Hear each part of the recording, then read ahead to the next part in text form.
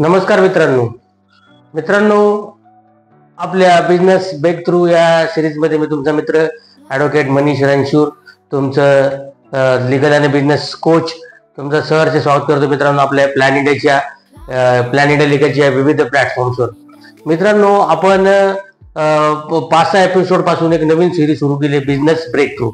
याच्यामध्ये मित्रांनो आपण 3 प्रकारचे डिलिजन्स असतात बेसिकली कुठलाही बिझनेस सुरू करताना.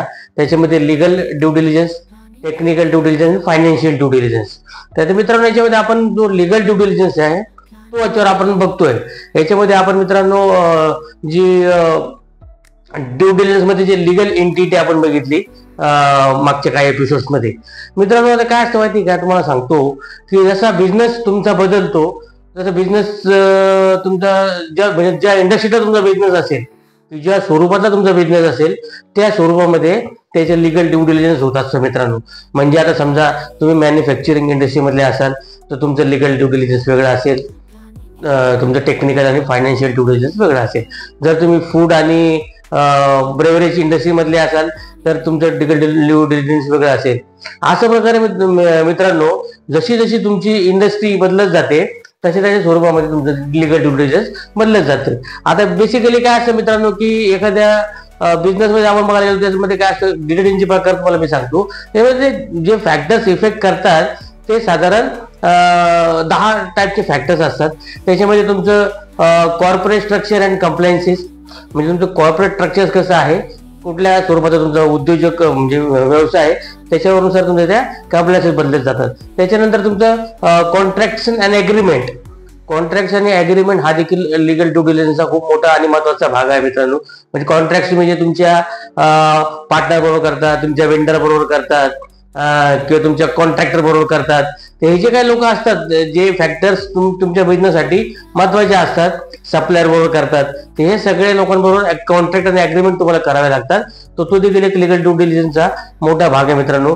त्याच्यानंतर मित्रांनो, जो तिसरा महत्वाचा भाग आहे तो तुमच्या व्यवसायासाठी, कुठल्याही व्यवसायासाठी अत्यंत महत्वाचा असतो, की तो आहे इंटेलेक्च्युअल प्रॉपर्टी.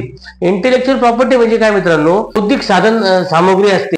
उदाहरणार्थ ट्रेडमार्क झाला, ठीक आहे, त्याच्यात तुमचं पेटेंट झालं, तर हे सगळं तुमचं इंटेलेक्च्युअल प्रॉपर्टी मध्ये येतं मित्रांनो. त्याच्यामध्ये नंतर तुमचे लेबर कंप्लायन्सेस असतात, तुमचे इन्शुरन्स रिलेटेड कंप्लायन्सेस असतात, तुमचे एन्व्हायरमेंट अँड पोल्युशन रिलेटेड कंप्लायन्सेस असतात. असे बरेच प्रकारचे कंप्लायन्सेस आणि लीगल लायसन्सेस मित्रांनो तुम्हाला तुमचे म्हणजे वेगवेगळ्या क्षेत्रामधले जसं जसं तुमचा व्यवसाय बदलत जाईल तसे स्वरूपाचे तुमचे लायसन्सेस आणि तुमचे लीगल कंप्लायन्सेस बदलत जातात. तर मित्रांनो, आता आपण जो पुढचा पार्ट जो सुरू करणार आहोत पुढच्या भागामध्ये, तर त्याच्यामध्ये आपण काही तुमचे लायसन्सेस, जे बेसिक लायसन्सेस आहेत त्याच्यापासून आपण सुरुवात करणार आहोत.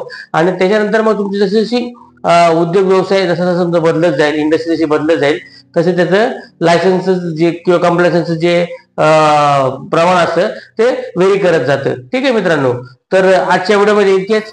पुढच्या व्हिडिओमध्ये आपले लीगल कंप्लायन्सेस मध्ये, तुमच्या लीगल ड्यू डिलिजन्स मध्ये लायसन्सेस बघायला विसरू नका. तोपर्यंत मी तुमचा मित्र ॲडव्होकेट मनीष रणशूर तुमचा मी आभार व्यक्त करतो की तुम्ही खूप चांगला प्रतिसाद देता या सगळ्या आपल्या सिरीजला. आणि होप की तुमचं याच्यामधून नक्कीच तुमचं ज्ञान वाढत असेल आणि त्याच्यामध्ये तुम्हाला तुमचे व्यवसाय सुरू करण्यासाठी तुम्हाला फायदा होत असेल. जर तुम्ही कुठल्या प्रकारचा व्यवसाय करू इच्छिता मित्रांनो, किंवा कुठल्या प्रकारचे लायसन्सेस तुम्ही काढू इच्छित असाल, कंपनी फॉर्म करू इच्छित असाल, तर तुम्ही हा जो दिलेला क्रमांक आहे याच्यावर संपर्क साधा मित्रांनो. डेफिनेटली आमची टीम तुम्हाला सगळ्या गोष्टीमध्ये सपोर्ट करेल आणि तुम्हाला यशस्वी उद्योजक होण्यासाठीची जी काही रिक्वायरमेंट असेल ते आम्ही तुमच्याकडनं पूर्ण करून घेऊ. तोपर्यंत मित्रांनो, जय हिंद, जय भारत, जय संविधान, जागते रहो.